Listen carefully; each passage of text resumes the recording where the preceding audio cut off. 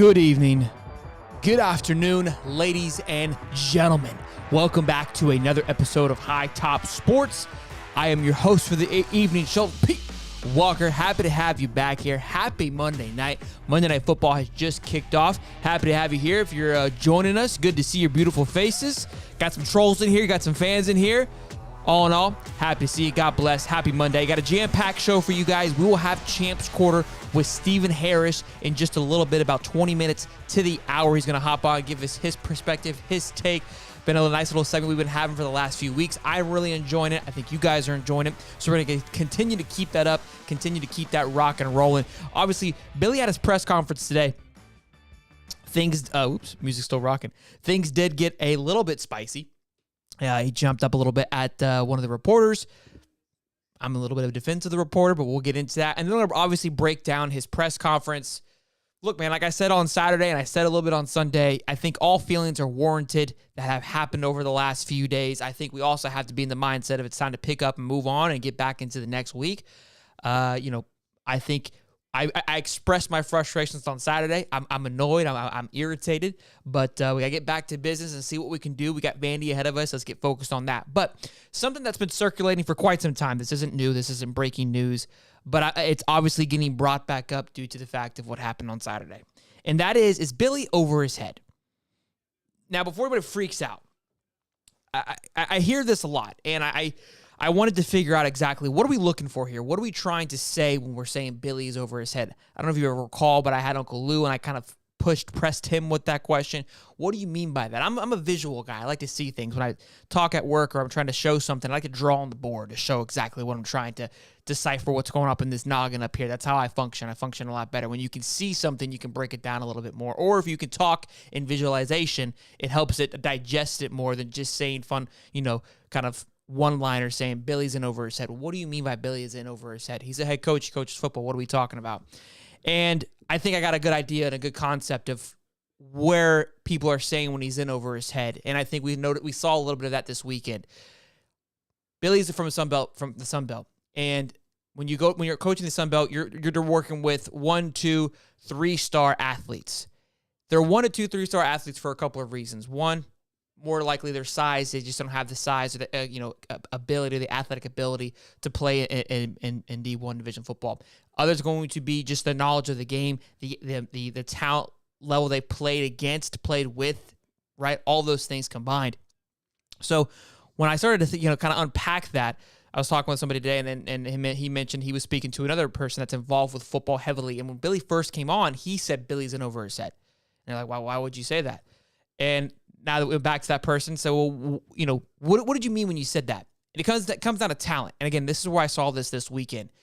Working with 2, 3-star guys, talented guys, when you start recruiting 4 or 5-star recruits and top-tier SEC talented guys that come into this, and you're trying to convey the same type of play style or convey the same style of management, it's 2 different levels, 2 different talented young men. So you're trying to, and again, the whole concept is you got to be 10 steps ahead of these young men. You've got to be challenging them, pressing them, pushing them, making them feel uncomfortable day in and day out so they can be confident and comfortable when they're in between the white lines on game day in the war zone ready to rock and roll. If you don't have that ability because you haven't had to press yourself to go beyond that level and pressure players to that and push your players to that level 10 or level 11, you don't know how to get there. You're in over your head, essentially. You've been working with 2 to 3-star guys. Your plan and your process works perfectly for those guys because it's pressing for those young men. But you can't take that same style, that same mentality, and apply it to 4 and 5-star athletes. They'll gobble it whole. They'll digest it. And, okay, I want more. Well, when you can't give them more, they start to get complacent. And what we saw on the field on Saturday, in my opinion, was a lack of confidence and a lack of energy. The lack of confidence comes from because when they hit the football field and they get punched in the mouth, they go, whoa, we're well behind the 8 ball. Like, what's going on here? And they lose all confidence in the ability to go out there and be the athlete that they are, because the argument is we have the talent. Why aren't they utilizing it? And again, this is kind of where my head's at, where, again, the Billy conversation is in over his head. I think he has a good process. I think he's applying the right things, but I think this goes back to putting maybe a different type of talent around him, because the people he brought in, mind you, came from the same school. It's just carbon copy, boom, boom. Except Rob Sale came from New York. He was coaching at New York currently, which I don't think there's been much of a transition. Maybe that's why he does not have a recruit.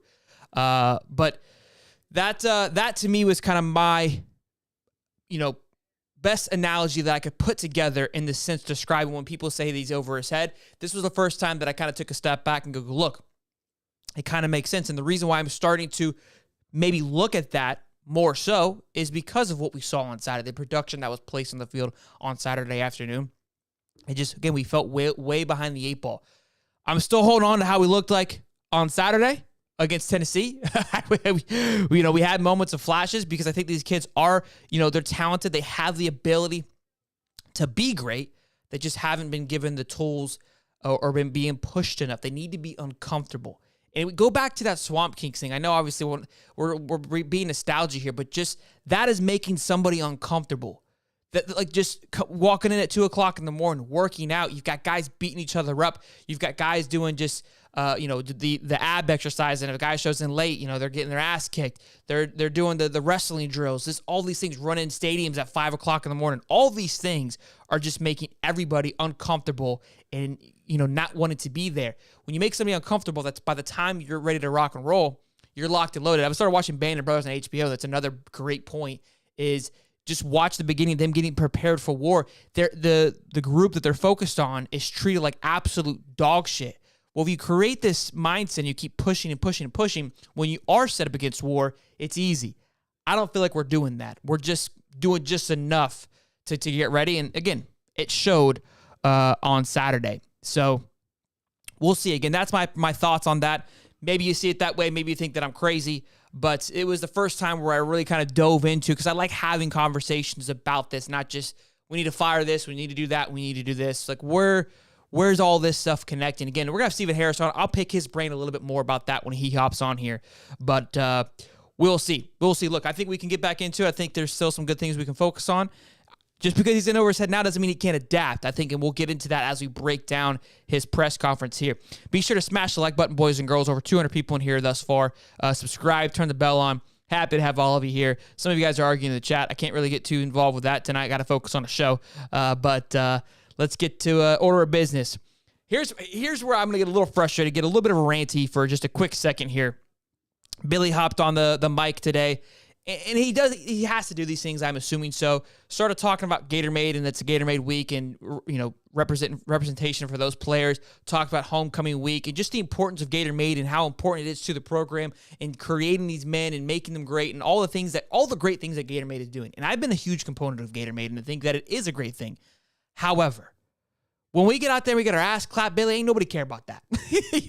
That was where I was frustrated. Is that his opening statement? He opened it up with, no sugarcoating. We started slow and contributed to the mistakes. We can coach better. We can play better. And immediately went into talking about homecoming and just the Gatorade program instead of, in my opinion, I think he could have addressed more of the things we've done poorly. What are some things he plans to do this week? Is it his business to tell us that? I don't know. But I think as fans, we need something right now. We need to see some, fire, which he does a little bit of fire, which we'll show a little bit later on, but not enough with all that.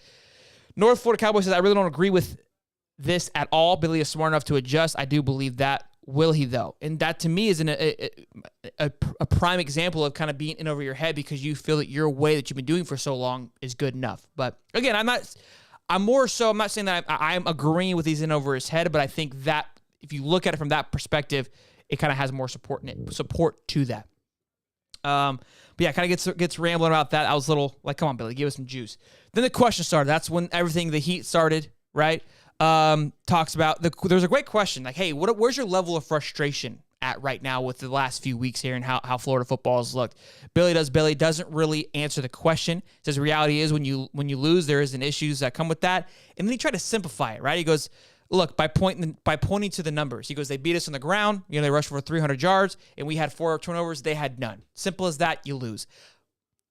Yes, when you look at it from that perspective, they ran more, but why? Right? I need more than that. I need to know what's happening, not just. I know what the numbers are. I want to know why the numbers look the way they do. I want to know why we had 4 turnovers. I want to know why we allowed 400 rushing yards. I want to know why we had all these penalties. I want to know why we had 13 people on the football field. Where was the ball dropped, right? I don't need you to tell me what I can already see. Again, it was kind of the first time where he just tried to simplify it and make it seem like what it was, that it wasn't. So, again, those are some things. Somebody said, hey, what are some signs that you are seeing behind the scene that are showing us trending upward? He hits him with, I'm on the inside. I've got relationships with the players. We've got young players. They are growing. We play good football at times. And, then kind of says, look, even I'm close. I'm with the staff. And then he hits him. He closes out with this. You weren't asking these questions a couple weeks ago when we got it done. Well, Billy, that was a couple weeks ago. This is this week, right? So what we're doing now is not so good. So I've got to ask you, what's happening? Do you see things trending upwards? This is where the Mullen-esque people are pointing out on Twitter, and the armchair quarterbacks are starting to refer to the Mullen-esque type responses in the sense that he's getting defensive, right? We'll talk about that at a later time. No big deal. And kind of like, again, the recruiting comment that we so famously use, just ditching it off. We'll worry about that when it comes, right? How are things on the inside? I've got relations on the inside. You can't just brush them off. You know what I mean? And look, kudos to these guys with their questions really quick. I do want to mention that because I'm sitting here listening to these questions, right? And how I would ask them, or just how I talk on the show here, like, yo, Bill, what the fuck's going on? And the reporters, you can't do that. You can't ask straight up questions. You can't say, hey, why does the offensive play calling suck? Do you plan to make some adjustments? Because we're last in the SEC, and it seems like you're calling plays from the sideline. Do you think that contributes to maybe, I don't know, the fact that you can't see the defensive line, you're not calling audibles? They can't do those. They can't grill him like that. I'm saying you can't because I'm assuming so, because why else wouldn't you do that? These guys operate in a different manner. They're professionals, etc. They don't want to get kicked out by asking too harsh of questions, so they have to kind of maneuver their way around and ask it in a way. And I'll get into that clip when it gets a little spicy, because I think it was Edgar who asked the question. I think he did a great job asking it, and Billy snapped into him. So I'm like, well, don't get frustrated, Billy, because if you ask it the way I would ask it, we'd all be getting rowdy and buck nasty with it. So, but look, talks about, moving forward, and I agree, we do need to move forward, but we're gonna talk about it for a little bit longer while we're here. Again, boys, be sure to smash the like button and show some love. Really appreciate you guys coming in here on this Monday night, hanging out with us. Good to see all of you beautiful faces. This was an interesting one. Calls out a few players here, and kind of interesting that he did this. They go, last in the SEC on offense. That's kind of where the question came from, and then he goes, look, very inconsistent individual players who play inconsistent. So nobody in particular, but he did say there's a few individual players who have been playing inconsistent. We need to coach better. Did say that as well. We need to play better and we need to do better. That was kind of the go-to line for this press conference here for Billy. They also, again, asked him, had fire at Tennessee. Where was it at Kentucky? Felt like we were lethargic and did not have the energy. Said he agreed. He goes, we didn't have the energy that we had at Tennessee. And that kind of frustrates me. Where is the lack of energy? Where is the excitement that rolling into this Kentucky game?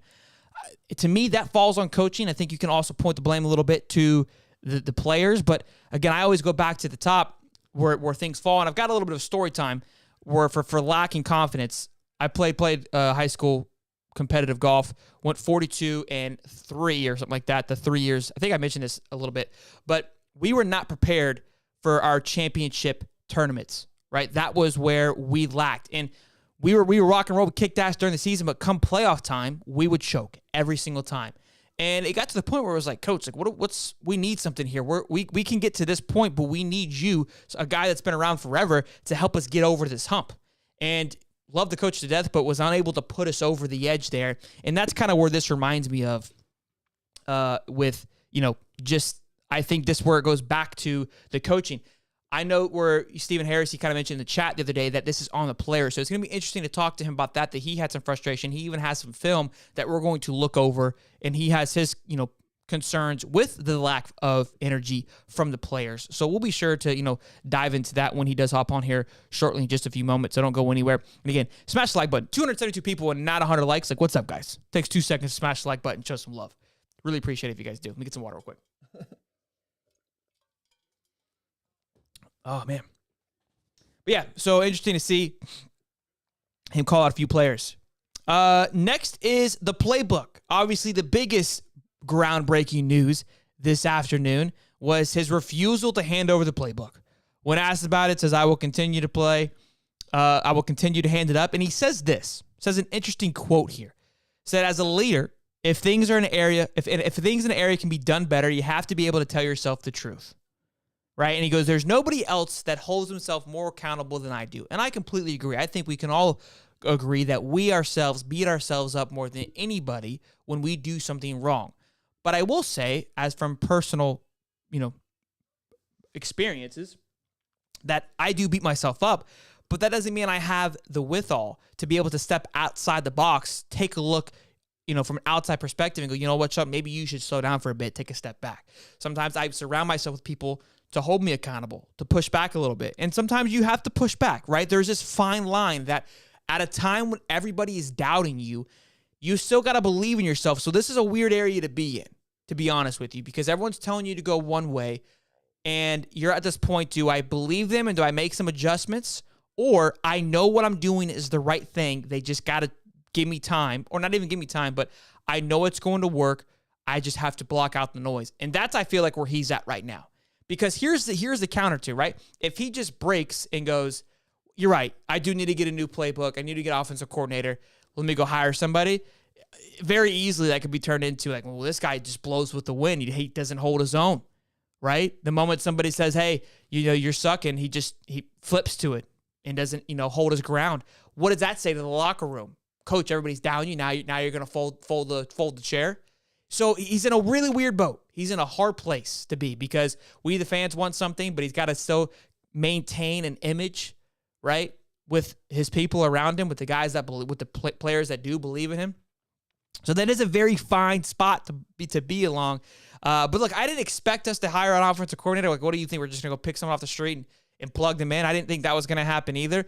I would like to see maybe some shuffling around, maybe on the sideline. Look, the biggest thing for me is, again, if you are busy play calling, and we've got struggles going around with the defense or struggles going around with special teams coordinator, when are you going to hop around to be able to make that adjustment, right? How can you have a conversation because you're too busy making plays on doing offensive play calling? The other issue we've had a big thing with is time management. I think a lot of that has to do with the fact that he's trying to do too many things at once. And at that point, when do you take a step back and go, you know what, I'm going to be better utilized here if I can have somebody here, here, and here, and I can go help out this area, go help out this area. That's where I think most of us are on the same boat on currently. Real quick, super chat from Jimmy Engel says, what does he say here? Pair character bowing down saying thank you. Well, thank you, my friend. Well, ladies and gentlemen, we've got the man, Stephen Harris here, the champ. So let's go ahead and hop into Champions Corner. Get on with Mr. Stephen Harris.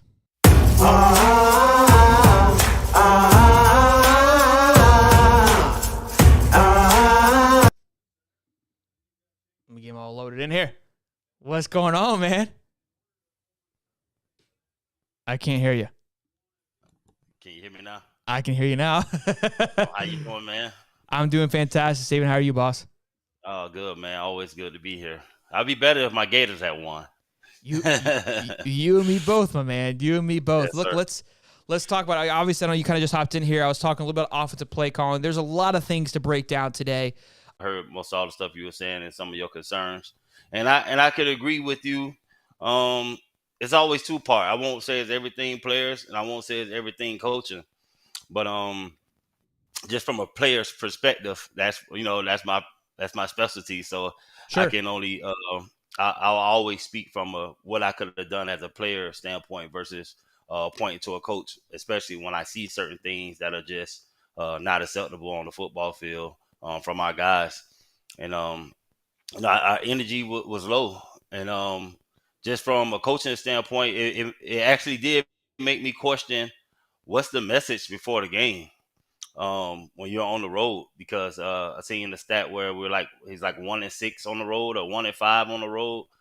Billy has been, and so I know he's very passive and relaxed. And just from my experience, from being there Tennessee game, when I was able to go into the locker room halftime and how he was trying to tell us, "Hey, calm down, calm down."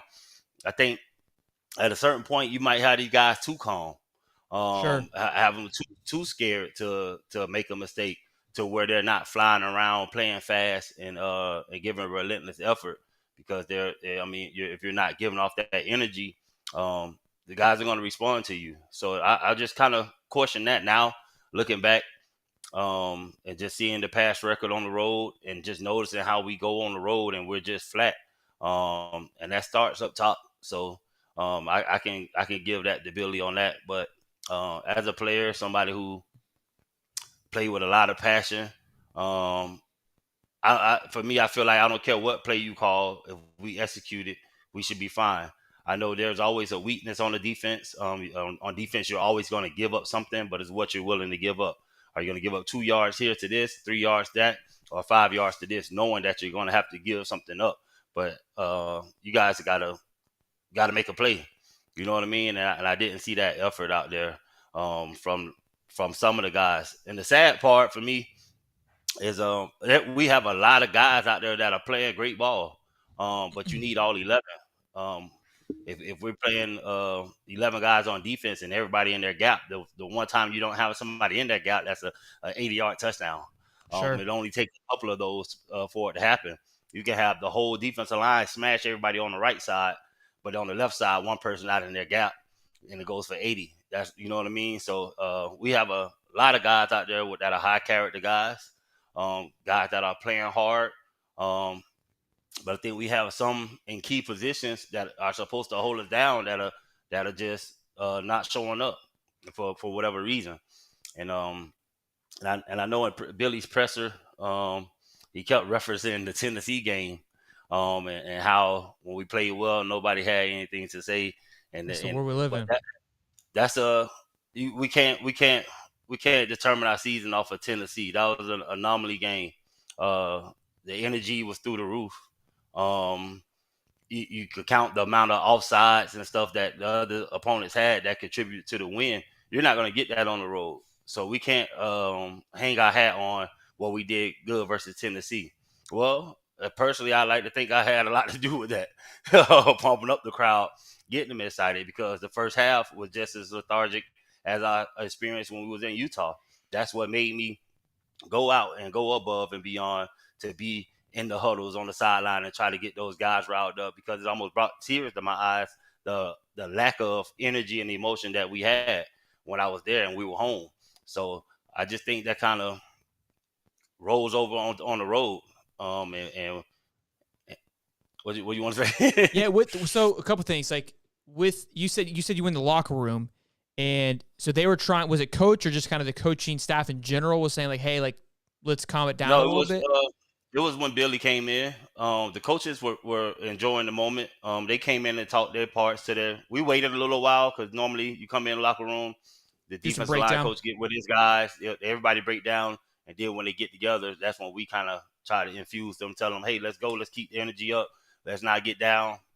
And then when coach came in, he was like, hey, what are you guys doing? Like, we haven't done nothing. Like, you guys need to settle down and you know what I mean? You better focus because these guys can come out and score fast and this and that. That's understandable. That's football to me. Everybody should know that other guys are not going to lay down, but we're not going to lower our standards and lower our energy to for just because we believe they can score some more points. You got to keep your foot on the gas. You can't keep resetting yourself, resetting your energy. That just doesn't happen. You can't just flip the switch.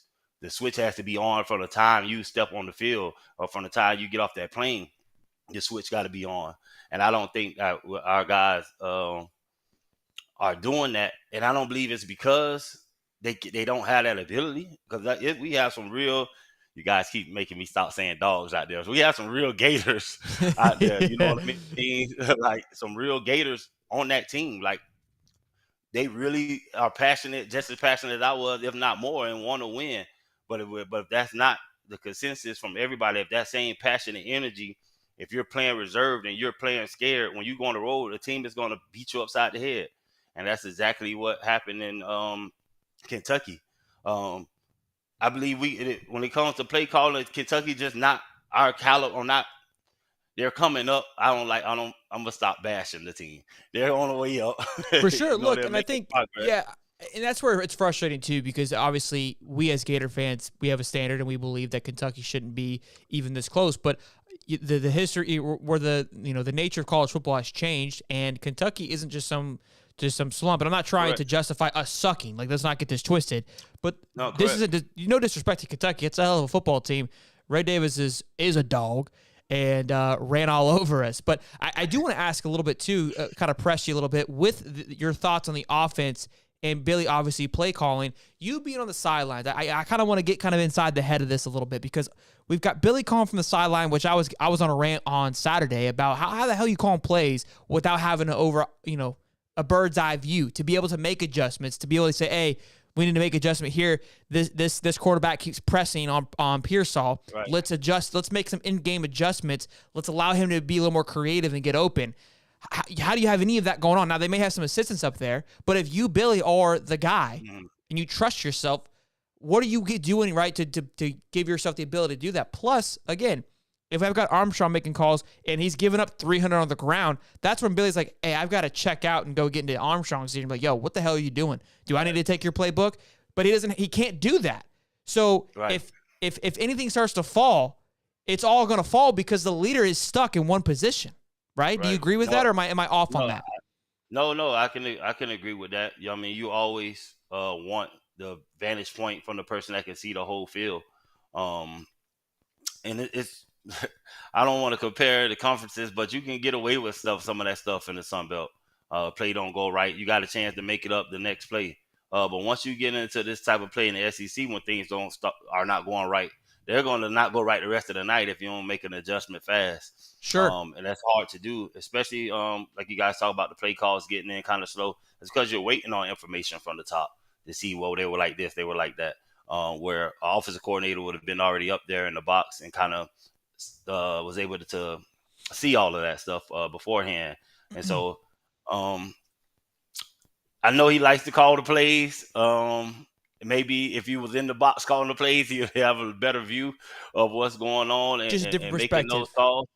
Yeah. Yeah. But And then again, again, like I said, I can kind of see it on your face. You're in the same boat. We're not here to bash anybody. And I don't think, look, I think you kind of learned, like, we're just trying to understand the process. I'm just trying to break Right. it down because I think I'm trying to Right. be a voice of reason of, what's breaking this down. Because I've been trusting. I've been a big fan, but at some point I'm like, look, something's got to change. And just for I'm armchair quarterbacking, so I get it, right? no, but you're right, because like he said, hey, when it goes right, it goes right. But we can't hang our hat on when it goes right. What happened when it started going wrong? What are we going to do? Because Yeah. it's not going to go right every game, and we need a plan in order for when it's going wrong. And if you're not able to see the whole field, you can say it's X's and O's. You can say, hey, this person didn't execute. This person didn't execute. But would they had to have executed if we knew that backside was open? If you were able to see that, well, we even ran that play. We probably went to a different play if you were looking at it from a whole nother perspective. So I can see how that happens. But just as a former player, I'm always going to say what the players should be doing to make it right. Sure. But then that's asking a lot, because everybody's not on the same learning path. Everybody don't learn the same way. Everybody doesn't have the same athleticism. So that's when offensive coordinator and stuff scheming up things come into play. And so I think we can use some of that. I'm not going to lie about that. I believe we do. I like Coach Billy as a coach, but there's some learning pains he's going to have to go through playing at Florida and dealing with the type of people we have. And I just think he might be a little too reserved. I had Coach Ron Zook, who was a fireball, and then I had Coach Meyer, who was a disciplinary. So, but both of those guys had extreme measures of getting to you, and I just don't know. The way we go on the road tells me a lot about the coach and the message that's being delivered. Because I'd rather a coach say, hey, play lights out, balls to the wall. I don't care if you miss a tackle. You should be flying around running 100% full speed. We're on the road. We coming to knock them in the mouth. Hit somebody, yeah. When I see players breaking down before the play, not running through the tackle, believing in that your guy is going to come make the play for you, then that lets me know, hey, Huge. you can't be telling these guys to fly around. You got to be having these guys a little too reserved to where they're afraid to make mistakes or whatever the case may be, to where they're not playing at their full potential and just playing. You already put the work in. Let's go play football. And when I see guys, effort plays is what I look for when we're on the road. And when I don't see that, it doesn't translate well from the head coach down to me.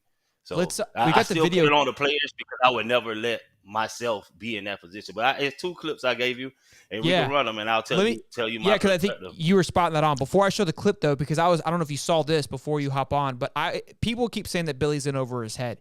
And you made the comment that you can't make a mistake like you did in the Sun Belt, because in the SEC, they're going to capitalize stronger and harder than they would in the Sun Belt. And that was kind of what I was referring to is this is where people I think are starting to refer that he's over his head, because he's used to that play, the speed in Sun Belt, and it's 5 times, 10 times faster than the SEC. And if you don't have the will how to go, I've got to really turn this thing up and be 5 steps ahead of my own players, right? And if you're not 5 steps ahead of your own players, and these players are much more elite than what you brought out for that you played with in the Sun Belt, you're gonna get broken down. And I think a lot of that, ensues into the confidence that your player has, which you're just referring to, right? Because if you're not able to press them and push them harder because you may be over your head, right? You don't have that knowledge to match up with the talent that is on the field. You may have the talent, but if you don't know how to use it, that's where I think people are. Do you think that's kind of where? A part of that is knowing your guys. Like, there are some guys that all week in practice are going to be trash. Like, they're not going to be in the right position. They might not know the plays. But when you need somebody, hey, man, this guy's running on us, go knock his head off. I need to be able to go put that guy in the game. Sure. I know that this guy is going to go knock his head off. I don't care where he running the ball at. If he's out of position, he's fast enough to put himself back in position and make that play. And you have to sometimes rely on those guys. So you can't cut your stuff short to a guy that doesn't practice to your caliber of practice. I think a perfect guy that plays like him. That doesn't matter all the time. Yeah, you want him to be able, but when it comes to football, some people are gamers, and you got to know that those guys are your guys and when to put them in. And you try to tutor them as much as you can to get their knowledge of football up to speed. But you got to play those guys, and those guys got to be on the field. So, a big point, a person that comes to mind, I was actually talking about this today, and the person that I said it was like Tyreek Hill. Tyreek Hill isn't out there, watching the film. He says, I go play Madden, because he's such an athletic freak. He just gets open. A guy's like 7-Eleven. I'm always open, right? That's his thing. You probably don't even coach that guy. You don't even worry about him during practice because he's just going to get open. Then you got somebody like Travis Kelce who has 4 to 5 different options, and they work on that all week. Hey, if X does this, I'm doing this, and if B does that, I'm doing that. It's just 2 different style of players. They both work, but you got to know how to manage it, and that's spot on. It's awesome that you said that. I mean, I'll give you another example. I know people like Percy Harvin. I don't care if he doesn't show up to practice all week, Coach. On Saturday, he had to be in the game. I don't care. He has to be on the field. Like, he just has to be on the field. You got to get the ball in his hand. Sure. So, and it feels like almost Billy's trying to make everybody kind of be like his personality. That, hey, we got to be locked in. We got to be. Look, that's not how we all function. We all function a different way. I kind of criticize the schooling system because it's basically it's taught for dogs. But you've got cats, fish, like everything that comes. You know what I mean? Like you can't teach a fish what dogs do. But that's how football is. You've got multiple different personalities, multiple different things coming in. If you try to teach just one thing to all different people, some will grab onto it and run with it. But the goldfish is gonna be like, what? I mean, I can't wag my tail. I don't know what you want me to do. It just ain't in me. So, quick $5 from Sorley says, what do you think the recruits for the 2024 class are thinking, Steve? The same thing they were thinking last year. I like Florida. You don't think this affects them that much? No. I mean, you're going where your heart's telling you to go. Whether they win, if they win the championship this year, the recruits don't get no ring, so it doesn't necessarily matter to them. True that. Let's hop into. Let me get you pulled up here. And then we'll go over the film. So I don't know which clip I had. Do you need a particular clip first, or just pull one up? Anyone. If you pull it up, I'll be ready for it. Okay. Yeah.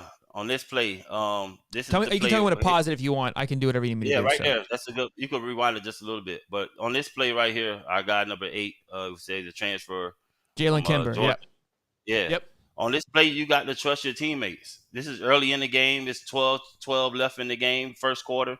You got to shoot your gun right here. You got to go and make sure that guy cuts back inside. You can't break down. You have a guy number 6 that's trailing you, your teammate. If he makes that guy a hard jump cut, we make that tackle, and they have 6 yards left to go. Instead, we break down. We don't run through the play, and the guy still beats us to the edge. So, okay, so that, just let me slow this down a bit. So you're saying, because again, he stops, right? He checks up.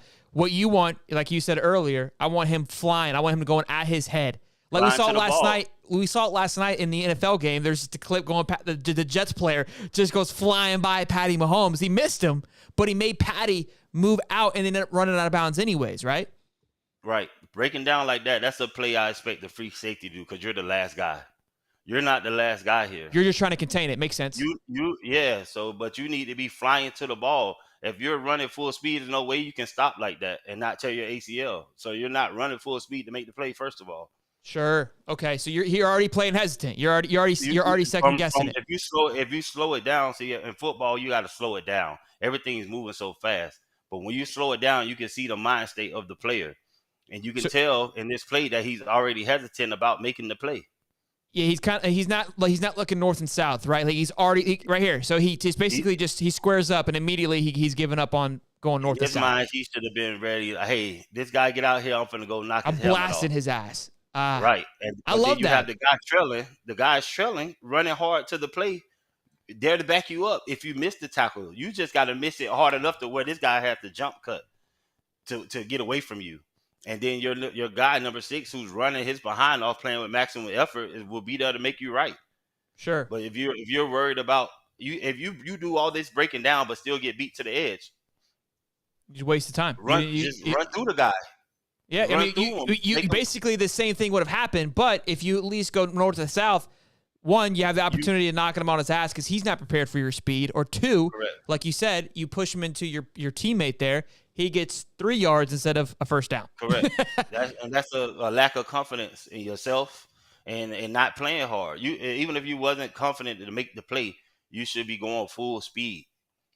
And a big thing too, again, kind of just, I mean, I think the biggest thing for Florida is just stringing together a few things. Devin Lear did not beat us. He was 9 of 20.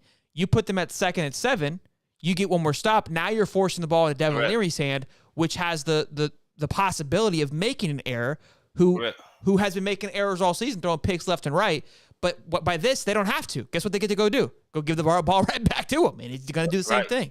And the defense is now tired because they're on for more plays, all because, like you just said, we're not playing hard and we're not hitting. This is blast. This is primetime television, boys. I don't know what we're doing. Yeah, I mean, I like to break it down, and that's what I get to see their mentality, and that's what I mean by your mentality. Do you have that Gator in you? I want to say dog, because that's what I grew up saying. I've never been a Bulldog fan, so y'all don't hold that to me. Yeah, I get a lot of crap for it too. It just feels better, right? I got that dog in you. You know what I mean? It just comes a little more of a poof.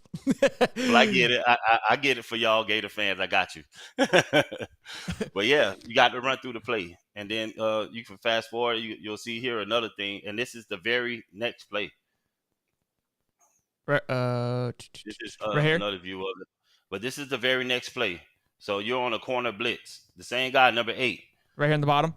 Yeah. The running back never even sees you coming. Never sees you coming. Yeah, this is brutal. You go in, you put your head down, you close your eyes, and you hit nothingness. You hit nothing. You just ran into a pile. This guy doesn't never see you. If you put your helmet on his elbow, the ball's out. And the same thing, like you said, he broke down.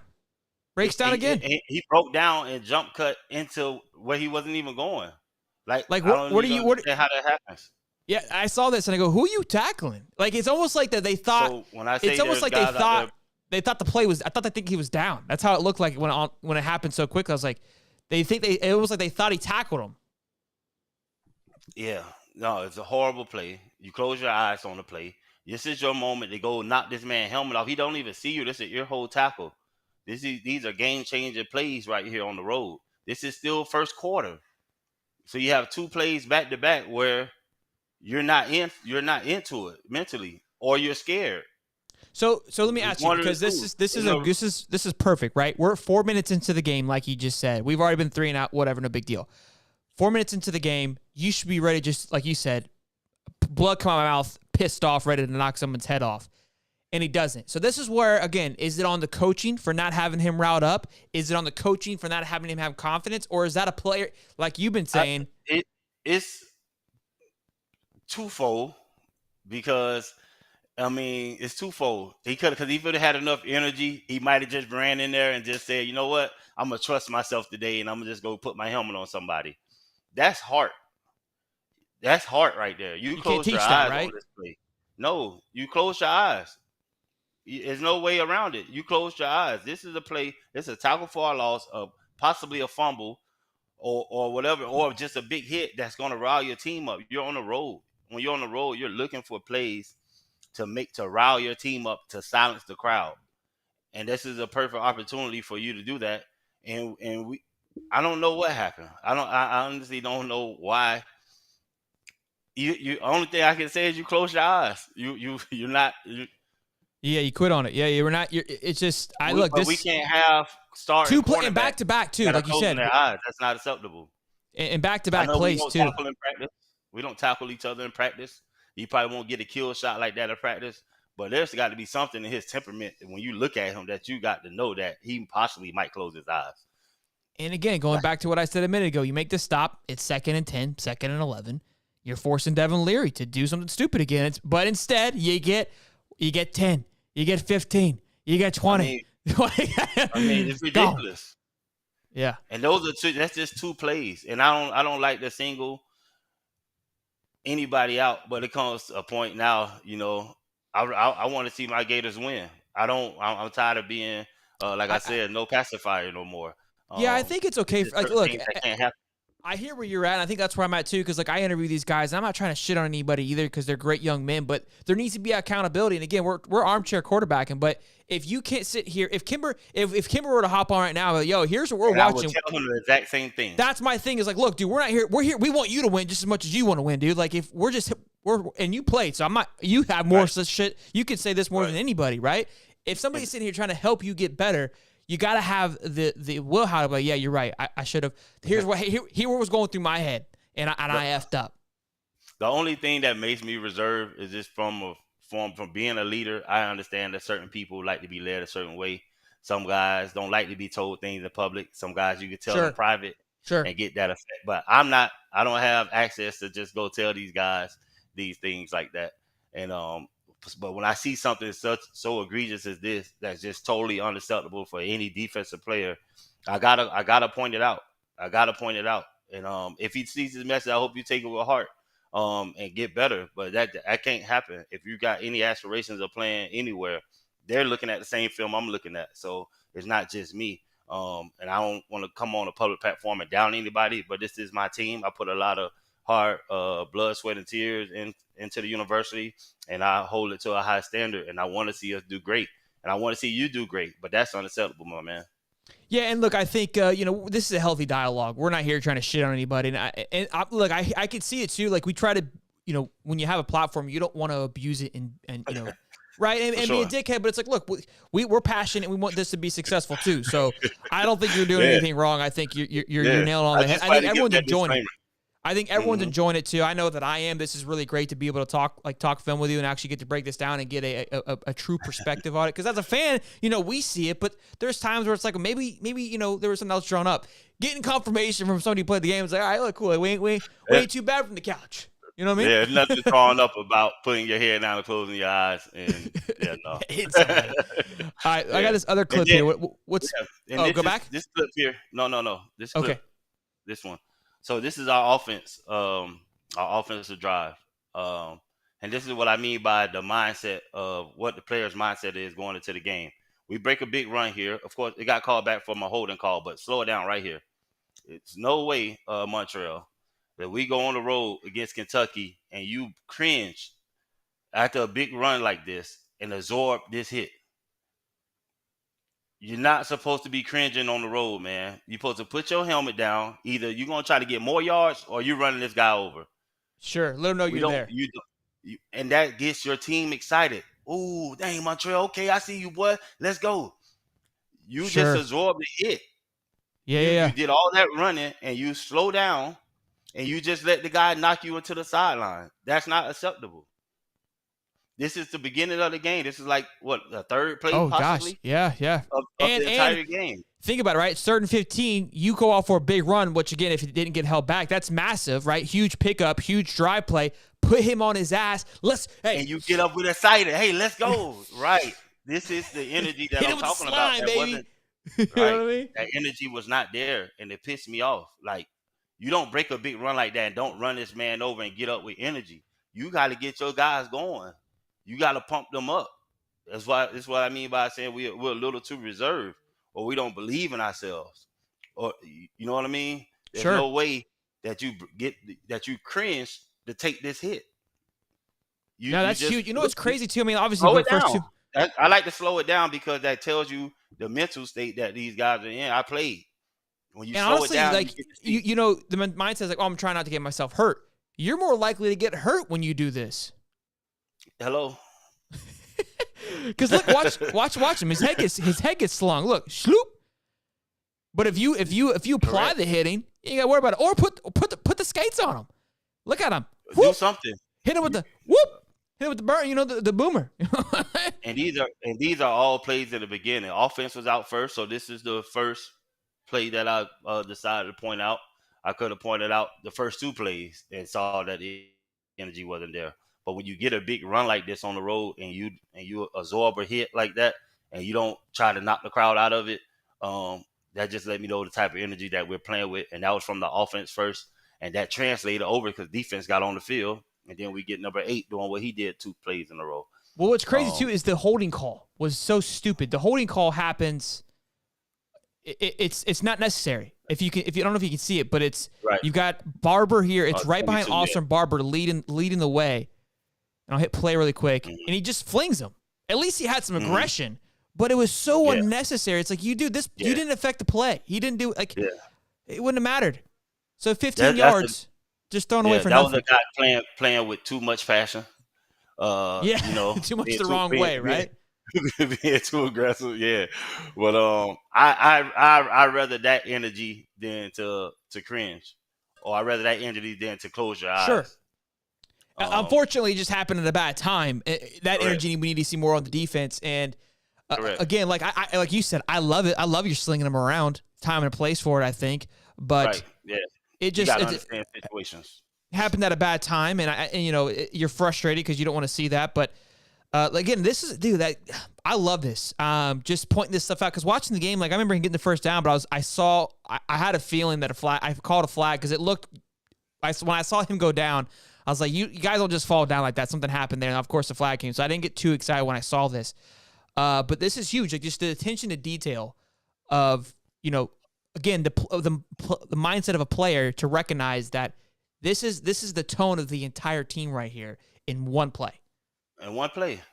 In one play. And I gave you 3 examples of the way we were playing, and it was all energy. That's why I can say, coaches can be better, and every game, everybody can be better. I tell you that. Nothing goes perfect on no game, whether you win or lose. It doesn't go perfect. So you're going to always be better. But energy, I'm big on energy. Tennessee, we had the energy. We brought the energy, so I'm big on that. And you got to bring it, and all guys got to be on board. We can't. That's not Gator defense when we going out there closing our eyes, and we don't cringe on Gator offense. We run people over. You know what I mean? We make the big play. We make the catch in traffic.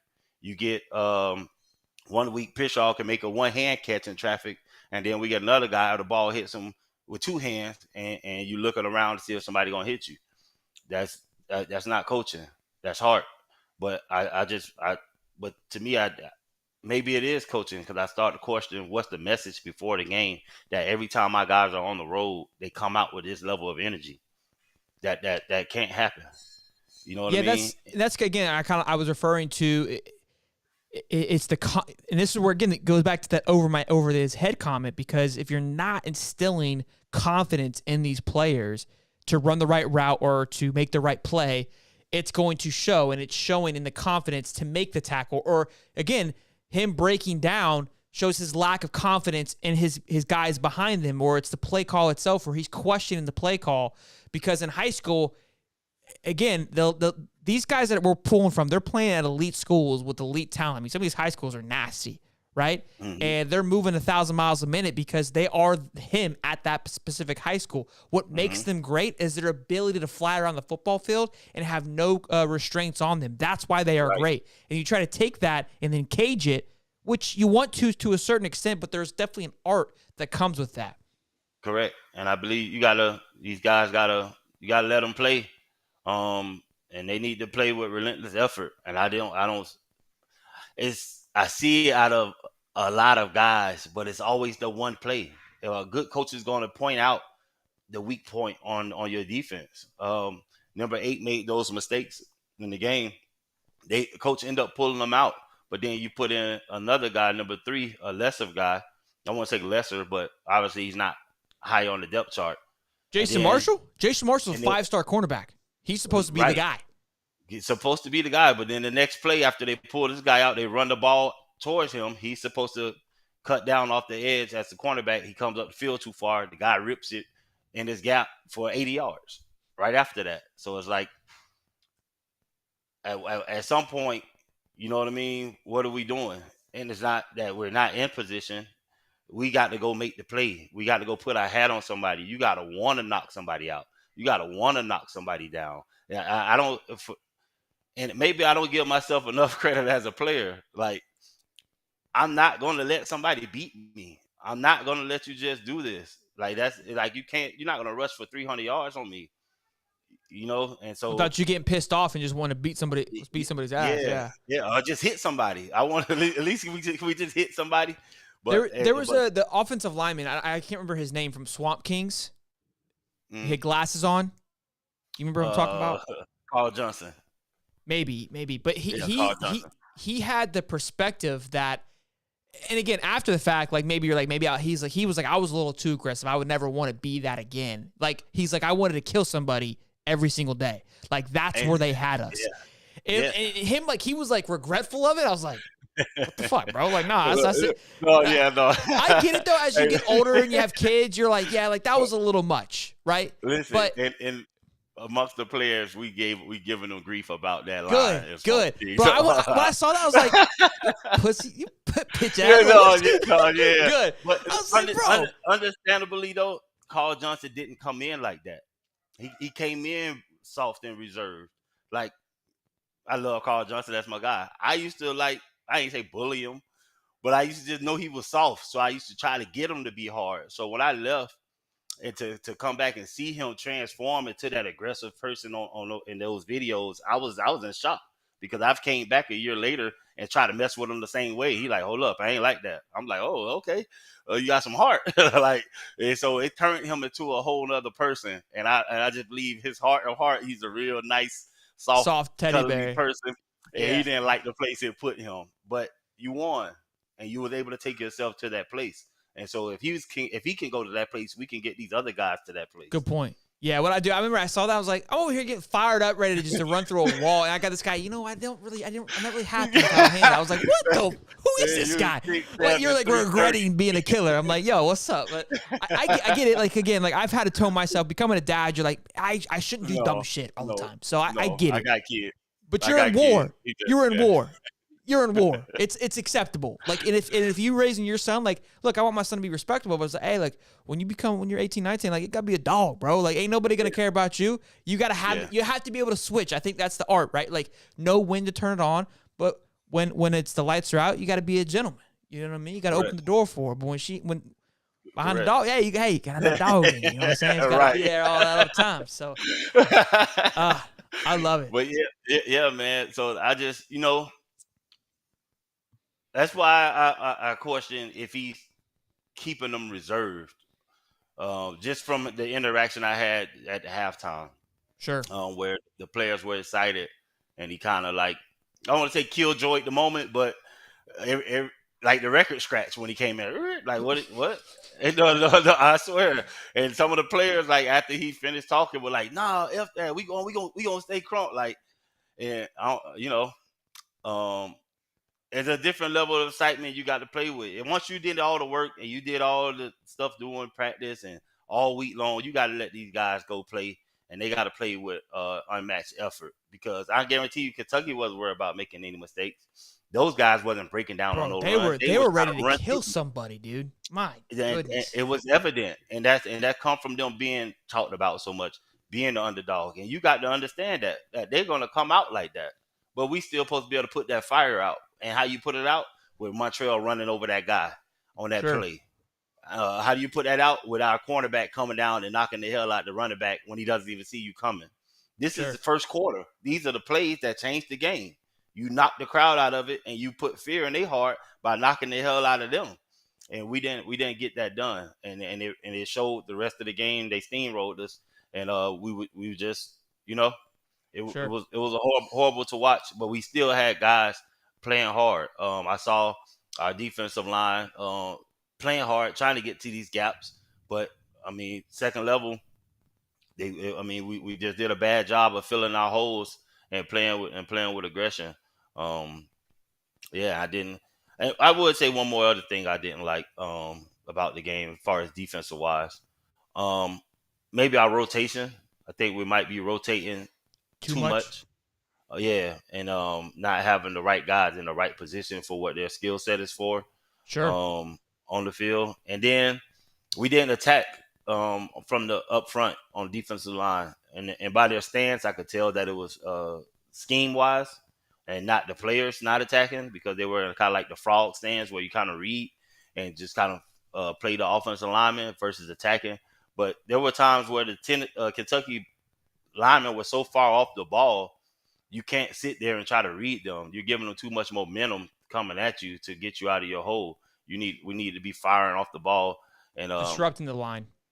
Right. It was times where we never crossed the line of scrimmage from a defensive standpoint, and the linebackers never moved off the 5-yard line from being 5 yards back. We just kind of let them come to us because we were reading. Played reactive, right? And we have some big guys that can do that technique. But it's Kentucky. We need to smash them guys. What are we reading for, man? Let's just go smash them and get off the field. And so, and that's what I believe we would have did. I went on the show just saying I believe up front we'll be able to smash them and get to the ball, but we did. I don't think we did anything to our strengths that game, and our lack of heart from a couple people out there really hurt us, and just not acceptable. Well, Stephen Harris, I think this was an absolute treat. My dad texted me. He said maybe they should get him on the team for a little pep talk. Hey, man, I'm having a hard time getting on the sideline this game coming up. So it's tough, man. They're on a tight shit, man. I'm like the black sheep of the group. I kind of just I quit trying to be a part of it, man. I feel like we could do some cool things. They don't want nothing to do with it, so I just stay in my lane and just how to have some fun with it, man. It's like, look, man, you see all these other teams doing crazy shit. Like, just we're in a new age. You know what I mean? Yeah. Like, bust this thing wide open a little bit. I don't know.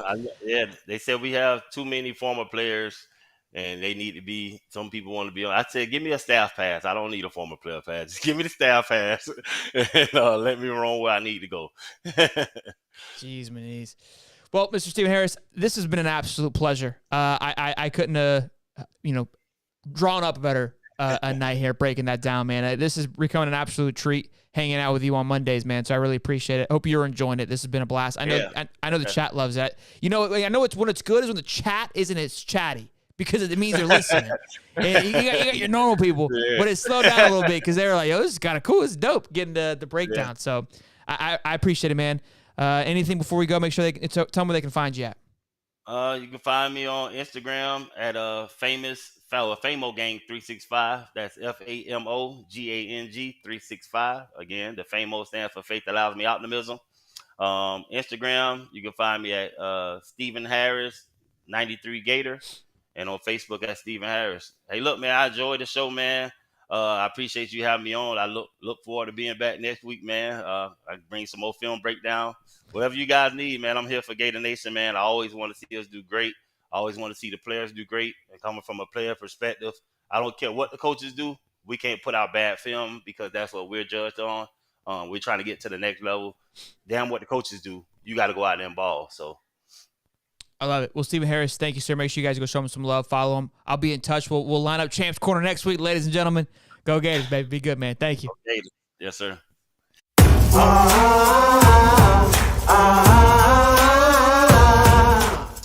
Wow, ladies and gentlemen, Mr. Stephen Harris there. Absolutely incredible breakdown. I knew we were going to break down film. I didn't know it was going to be that good. That was spot on there with us being able to break all that down and get a great understanding of what Mr. Stephen Harris is. And I think, look, he was spot on there.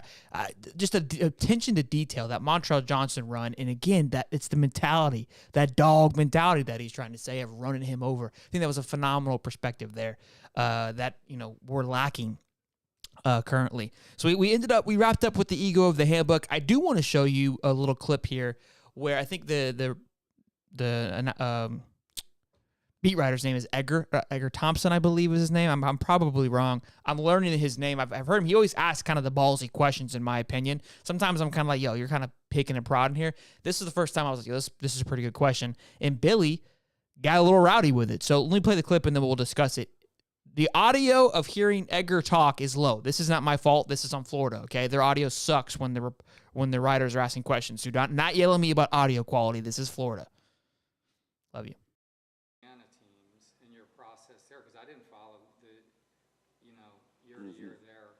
Are you seeing similarities with what's going on in terms of the rebuild, the struggle early? Are you seeing signs that you saw there that maybe we're unaware of? Yeah, no, I've got a ton of confidence in what we do and how we do it.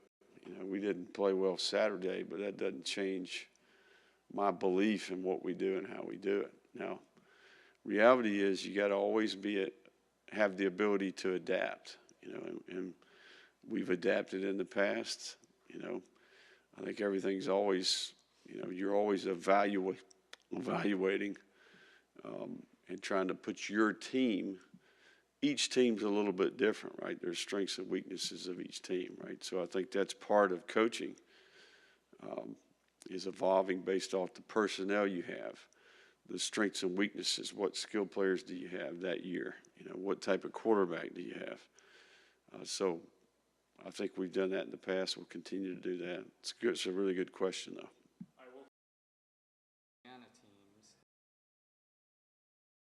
I'm a dumbass. I don't know how I missed it. Is you got all clipping this damn thing. Give me a second. I missed it where he snapped on the damn play on the.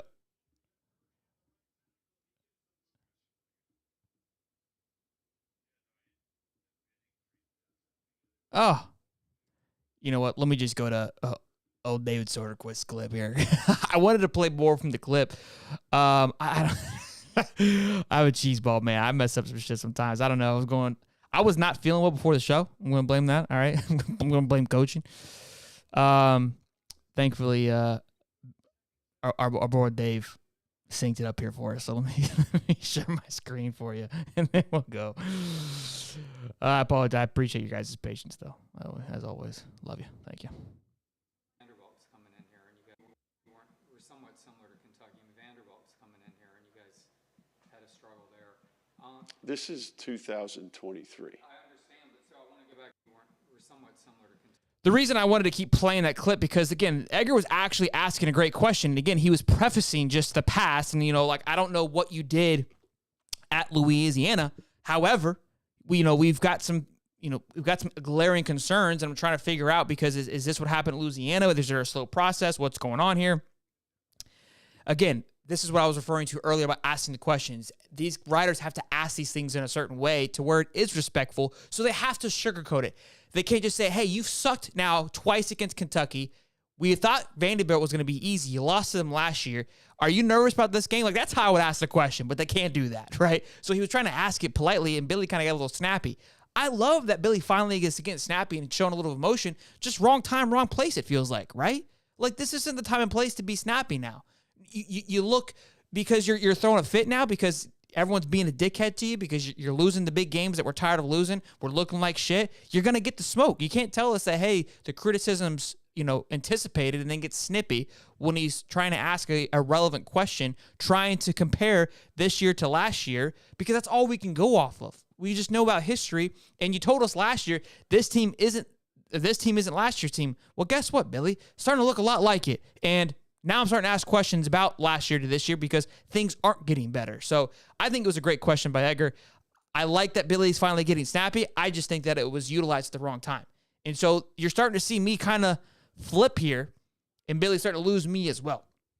But that's all I got to say about that after I messed up the damn video clip. Be sure to smash the like button, though. Don't worry, buddy. We love you, too, for your mistakes, just like we do, Billy. Thank you, Swamp Swagger. Oh, man. Make sure you guys, again, smash the like button. Over 300 people in here. We had 400 pumping in here earlier, so be sure to show some love and subscribe. Nick Del Toro, great question here, asking about, and we talked about this, too, about Audible. He basically said, hey, does Mertz, does he have the ability to call audibles? And Billy hit him with the straight coach answer and didn't ask him. Thankfully, Nick doubled down and go, can he do audibles? And Billy just says, yes, he can. He can handle it. Because after each game, Mertz is always saying, hey, this is on me. I can do better. I can improve. So the question was kind of referring to is like, look, is there a lot of it actually on him because he's not reading the play? He's not breaking it down and calling an audible based on X, Y, and Z? Or is he just being a leader and just taking the blunt of it because that's what leaders do? Like, that's what I think Nick was trying to get at. Like, is he actually effing up, or are you not giving him the ability to call an audible and it's going back to you again? From the looks of it and just how there's two things. He's either blindly not calling audibles because he's just trusting it in Billy. That's it. Or he's not having the ability to call audibles. I think it's honestly he trusts in Billy and is fully in belief that Billy's going to make him better and put him in success, which I think Billy needs that. But right now it hasn't turned to that case. So we'll see how that plays off. Two things. There's two quotes that I wanted to read that I liked. Where are they? He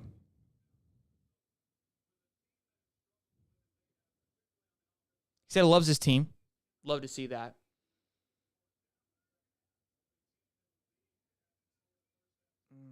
Where is the quote? There's a really good quote. I can't remember who he quoted when he said it.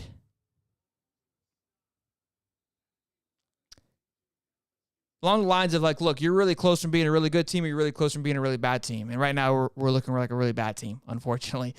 The question that had me rolling, though, this is where we get a little fun here, boys, so buckle up.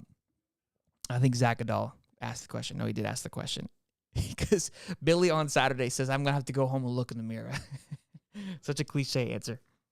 And Zach, bro, phenomenal question. He goes, so Billy, you mentioned about looking in the mirror on Saturday.